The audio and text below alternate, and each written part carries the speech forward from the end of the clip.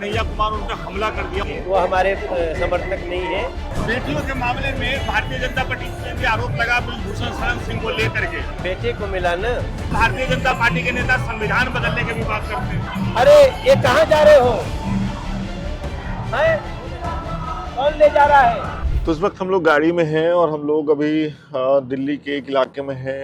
दिल्ली में north east Delhi से जो भारतीय जनता पार्टी के उम्मीदवार हैं और वहाँ के मौजूदा सांसद भी हैं 2 बार से, मनोज तिवारी, उनका इंटरव्यू है। उनसे हम लोग बातचीत करना चाह रहे हैं, लेकिन चूंकि चुनाव का समय है और उम्मीदवारों का पूरा दिन बहुत व्यस्त होता है, तो हम लोग कोशिश कर रहे हैं कि आगे जो उनकी रोड शो हो उसमें उनसे बातचीत करें। कुछ सवाल हैं और सवालों से ज़्यादा मेरी कोशिश ये है कि थोड़ा देखूं कि आज जब हम ये रिकॉर्ड कर रहे हैं, जब ये इंटरव्यू होपफुली हो जाएगा, तो आज प्रचार का आखिरी दिन है।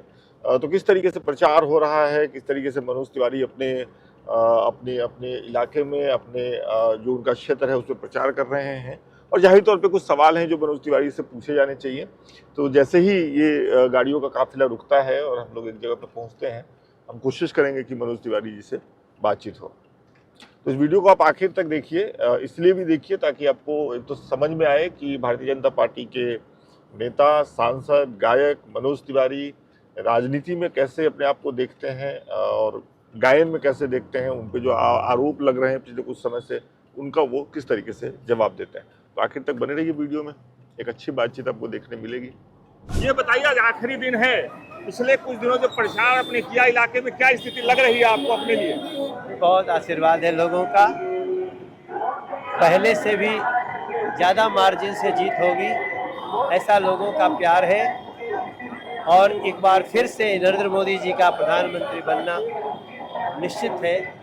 लोगों का प्रधानमंत्री चुनने में बहुत उत्साह है और नरेंद्र मोदी जी के जो सिपाही हैं, कमल है जी, उनको लोग खिला रहे हैं। एक आरोप मनोज जी आप पे लगा जो आपके व्यक्तित्व के खिलाफ है। आप उन नेताओं में हैं जो बहुत अच्छा बोलते हैं, तर्क वितर्क करते हैं, बहुत मीठा बोलते हैं। मैं पत्रकार नहीं होता तो आपका प्रशंसक हो सकता था, लेकिन एक आरोप आप पे लगा कि आपके कुछ समर्थकों ने आपके जो प्रतिद्वंदी हैं कन्हैया कुमार उन पर हमला कर दिया। उसको आप कैसे देखते हैं? नहीं, वो हमारे समर्थक नहीं है। उसका विरोध करते हैं? हाँ, उसका कंडेम किया हमने। अच्छा, मैं ऐसी किसी भी बात का समर्थन नहीं करता और वो सरासर गलत था, किसी के ऊपर ऐसे नहीं करना चाहिए। मैं उसका खंडन, मैं उसको कंडेम करता हूँ, मैंने पहले ही कर दिया। कन्हैया के खिलाफ अपनी लड़ाई को आप कैसे देखते हैं? क्या विरोध करते हैं, कहते हैं उनका करके? वो बेगूसराय से आए हैं, यहाँ से उम्मीदवार हैं। नहीं, मेरा देखो, कन्हैया जैसे लोगों भारत की पसंद के सांसद के रूप में नहीं हो सकते। क्यों? वो जनप्रतिनिधि के रूप में नहीं हो सकते। कन्हैया का परिचय क्या है? आप कन्हैया को क्यों जानते हैं? वो जेएनयू के छात्र संघ के अध्यक्ष थे। जेएनयू के छात्र संघ के अध्यक्ष रहते हुए उन्होंने क्यों चर्चा में आए? अध्यक्ष तो बहुत लोग रहे हैं, लेकिन उन्होंने देश विरोधी, देश के टुकड़े टुकड़े करने के नारे लगाने का केस चल रहा है उनके ऊपर, देशद्रोह का केस चल रहा है। उन्होंने भारत तेरे टुकड़े होंगे का नारे लगाया। उन्होंने कितने अफजल मारोगे, एक आतंकवादी के समर्थन में नारे लगाए। भारत की सेना को गाली दिया। भारतीय सीआरपीएफ के शहीद होने पर जश्न मनाया।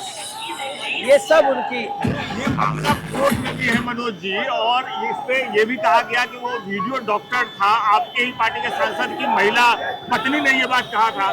तो इस तरीके से अगर देखें तो नहीं, इस तरह का फेक मत फैलाइए। उनके ऊपर केस चल रहा है और इस तरह के लोगों की पैरवी देश के लोगों को नहीं। आरोप है उन पे, ये कहते हैं। आरोप है, इसलिए केस चल रहा है, सजा मिलेगी। ठीक है। एक आपके विरोधी जब आपका विरोध करते हैं तो आपके गायन के समय के कुछ गीतों को लेकर के विरोध करते हैं, उनके लिए क्या कहेंगे आप? वो आपका पास्ट था या वो जो विरोध करते हैं उसके लिए क्या कहेंगे? नहीं, इस गाना तो मेरा श्रृंगार है, मैं संगीत तो हमारा आभूषण है, लेकिन सबसे बड़ी बात है कि 10 साल में हम भी काम कर रहे हैं, हमारे ऊपर तो भ्रष्टाचार का आरोप नहीं लगा सके और स्वयं भ्रष्टाचार के आरोप में जेल चले गए।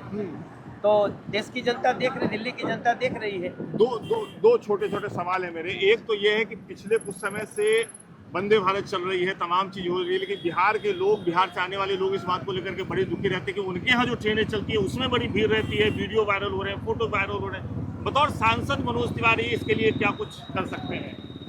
नहीं, और ये स्थिति क्यों नहीं बदल रही? बहुत तेजी से बदली है स्थिति। आज आप तुरंत यथाशीघ्र चाहें तो आपको जगह भी मिलती है। वंदे भारत बिहार में भी चल रही है, और वंदे भारत ट्रेनों के आने से और ट्रेनों का समय सारणी सही होने से बहुत फ़ायदा हुआ है भाई साहब। और रेलवे की तरक्की इस समय आप जब जाइए तो पैसेंजर महसूस करते हैं। बाकी हमें अभी बहुत कुछ करना है, जो हम लोग आगे 2024 से 2029 में एक बड़ा टारगेट पूरा करने वाले। क्या कुछ करने वाले हैं आगे? 5 काम जो आप नॉर्थ ईस्ट की जनता को कहते हैं कि भाई मैं आऊंगा तो बतौर सांसद ये करूंगा और सरकार आएगी तो ये 5 काम करेगी। नहीं, हम तो एक तो जब हम आएंगे तो हमें अभी सोनिया विहार कुस्ता डबल करना है, हमें ग्रामीणी रोड को चौड़ा करना है, हमें करावल नगर रोड के ट्रैफिक कंजेशन को दूर करना है, सेवाधाम रोड को, पुराड़ी के 100 फुटे रोड से मेट्रो लेकर के जानी है, और बुराड़ी के पुस्ते को 6 लेन बनाना है। अभी तक हमने अपने क्षेत्र में पहली बार सेंट्रल स्कूल बनाया, पहली बार जी जी। पहली बार रेलवे स्टेशन बनाया, रेल लाइन जाती थी, स्टेशन नहीं था। पहली बार हमने अपने क्षेत्र में कन्वेंशन सेंटर बनाया, 1000 आदमी एक साथ बैठ सकता है। पहली बार नदी पे हमारे यहाँ सिग्नेचर ब्रिज जैसा पुल बनवाया राष्ट्रपति शासन में। पहली बार हमने अपने क्षेत्र से लॉन्गेस्ट एलिवेटेड रोड लेकर के दिल्ली और देहरादून के दूरी को 2.5 घंटे में सीमित कर रहा हूँ। पहली बार हमारे नरेंद्र मोदी जी के आशीर्वाद से मेट्रो आई हमारे क्षेत्र में, मेट्रो भी नहीं थी, पहली बार आई है। तो ये सारी चीज अपने सरकार के लेवल पे क्या कुछ होगा जब नई सरकार अगर बनती है आप लोगों की? तो अगले यूसीसी यूसीसी का आना तय है, यूनियन अच्छा। सिविल कोड, और हमारे देश के 70 साल के बुजुर्गों को, अब किसी क्लास के हो, गरीब हो अमीर हो, उन सभी लोगों को कभी कभी भारतीय जनता पार्टी के नेता संविधान बदलने की भी बात करते हैं, कुछ नेता। अरे ये कहाँ जा रहे हो? हैं? कौन ले जा रहा है? हैं? अरे रुको रुको रुको यार, रुको रुको रुको रुको रुको, कुछ अलग रूप ले लिया नहीं क्या? जाना है भाई, गाड़ी मोड़ो गाड़ी मोड़ो। अरे जहाँ नहीं है स्वागत और तुम्हारा काम है। अरे रुको रुको रुको भैया, चलो स्वागत के लिए फोन कर रहे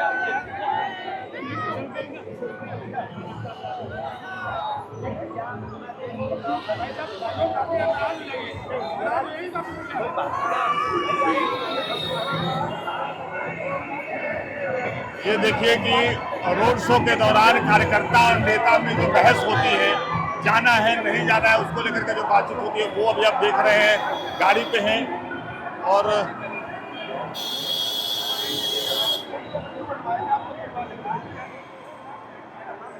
इस तरह की स्थिति बनती रहती है। गाहे बगाहे कई बार जो है रूट को लेकर के और कहाँ जाना है नहीं जाना है उसको लेकर के तमाम चीज़ें होती रहती हैं। मनोज तिवारी जी जो कह रहे हैं उसके मुताबिक वो बातें बता रहे हैं, है ना। और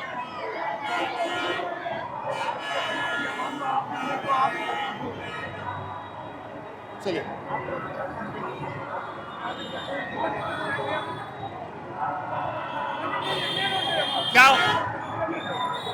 क्या हो गया मनोज जी? उधर रूट गड़बड़ हो गया, चलो अच्छा, तो ये रूट गड़बड़ हो गया था, ये बताइए लास्ट में मुझे बताइए।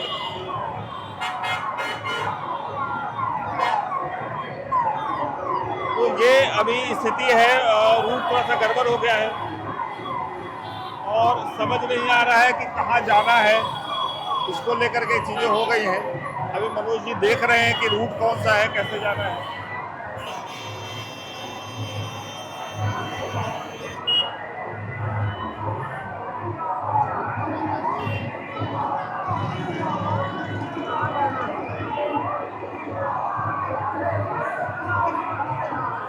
तो चुनाव का जो समय होता है वो बड़ा मुश्किल होता है और उम्मीदवार के लिए बड़ा मुश्किल होता है। प्रचार का आखिरी दिन है, कैसे जाए ताकि लोकसभा के ज़्यादातर इलाके कवर हो जाए, किस रूट में जाना है, किस रूट में नहीं जाना है। अभी थोड़ी देर पहले आपने देखा कि जो उम्मीदवार हैं और जो कार्यकर्ता हैं पार्टी के, और उन दोनों के बीच में बातचीत हुई और तब ये तय हो पाया कि किस रूट पे जाना है। मनोज जी से हमने पूछा तो उन्होंने कहा कि रूट थोड़ा गड़बड़ हो गया था। तो ये स्थिति है। ये प्रचार का आखिरी दिन है जाहिर तौर पे, इसलिए माहौल थोड़ा सा टेंस है और कहाँ जाना है नहीं जाना है को लेकर के अब ऐसे में ज़्यादा बोलना भी ठीक नहीं लगता, क्योंकि अभी माहौल बहुत तनावपूर्ण है गाड़ी का, समझ रहे हैं आप, स्थिति बहुत तनावपूर्ण है। हम लोग सुबह से इस रोड शो का हिस्सा है और जिस तरीके से अब चीज़ें फाइनल हो गई हैं, और कई बार ऐसा होता है क्योंकि आखिरी दिन है ना, तो आखिरी दिन एक दबाव है उम्मीदवार पे भी और नेताओं पे भी कि कहाँ जाना है, कैसे करना है। भैया बहुत बहुत धन्यवाद। मनोज जी, मैं जितना घूम पाया नॉर्थ ईस्ट में, लोग आपसे बहुत प्रेम करते हैं, इसमें कहीं दो राय नहीं है, और ये प्रेम का हिस्सा है कि हर कोई आपको अपने इलाके में लेके जाना चाह रहा है। नहीं हाँ, लेकिन देर हो गया थोड़ा सा। अब देखिए ये रास्ता भी साफ करवा रहे हैं क्योंकि रोड जाम हो गया है, और इस स्थिति में कितना मुश्किल है जब आधा दिन निकल चुका है ऑलरेडी, शाम में प्रचार खत्म हो जाना है। दो छोटे छोटे सवाल हैं मेरे, फिर मैं आपसे इजाज़त ले लूँगा और चुनाव के बाद, परिणाम के बाद हम लोग मिलेंगे। फिर दो छोटे छोटे सवाल हैं। दिल्ली के मुख्यमंत्री अरविंद केजरीवाल अंतरिम जमानत में बाहर हैं, प्रचार कर रहे हैं, कन्हैया के लिए प्रचार करते हुए उन्होंने कहा कि आपके गाने का जिक्र करके कि रिंकिया के पापा को हराना है। इस तरह का जो आरोप है और इस तरीके से आपका विरोध है, क्या कहेंगे इसमें मनोज तिवारी? देखिए, वो रिंकिया के पापा का मतलब होता है, रिंकी मतलब बेटी, बेटी का पिता। अब अरविंद केजरीवाल जब बेटियों को घर में पिटवा सकते हैं, मरवा सकते हैं अपने लोगों से, और मारने वालों के लिए पक्ष में प्रोटेस्ट कर सकते हैं, तो उनको बेटियों के पिता को तो हराना ही है। लेकिन अब बेटियां उनको हराएंगी। अब मुझे लगता है कि वो हमेशा पूर्वांचल की संस्कृति पर हमला करते हैं और ये उसी का हिस्सा है। तो पूर्वांचली और बेटियों के पिता बेटियां अरविंद केजरीवाल को उनको बेटियों के मामले में भारतीय जनता पार्टी पे भी आरोप लगा ब्रिजभूषण शरण सिंह को लेकर के, उनके बेटे को टिकट मिला है इस चुनाव में।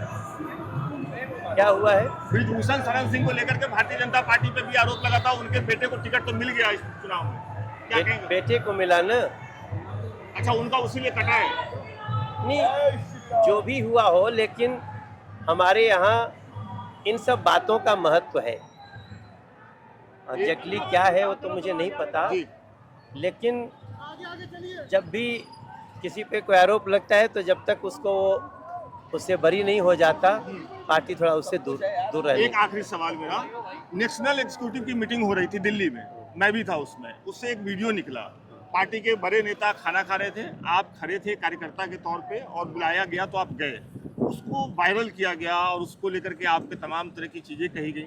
क्या हुआ था उस वीडियो में जो दिख रहा उसके पहले? मैंने देखा नहीं क्या हुआ था। नहीं, नेशनल एग्जीक्यूटिव की मीटिंग थी, नरेंद्र मोदी, जेपी नड्डा, राजनाथ सिंह, बाकी लोग खाना खा रहे थे, रात का समय था, आप वहाँ खड़े हैं और वहाँ से बुलाया गया है तो आप बढ़ते हैं बस टेबल की तरफ, इतना सा वीडियो था। आपने हमारी ड्यूटी लगी थी उस एरिया को जी, मतलब उसमें जितने लोग वांछित हैं वही आए, ये हमारी ड्यूटी थी। अच्छा, तो कुछ उसमें प्रॉब्लम थी क्या?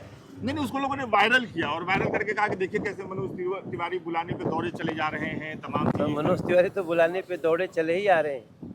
मनोज तो कोई भी बुलाएगा दौड़ा चलाएगा। बहुत बहुत शुक्रिया लोकमत हिंदी को समय देने के लिए, लेकिन चुनाव परिणाम के बाद हम लोग एक बार फिर से मिलेंगे, पानी पीते रहिए। बहुत बहुत शुक्रिया, थैंक यू।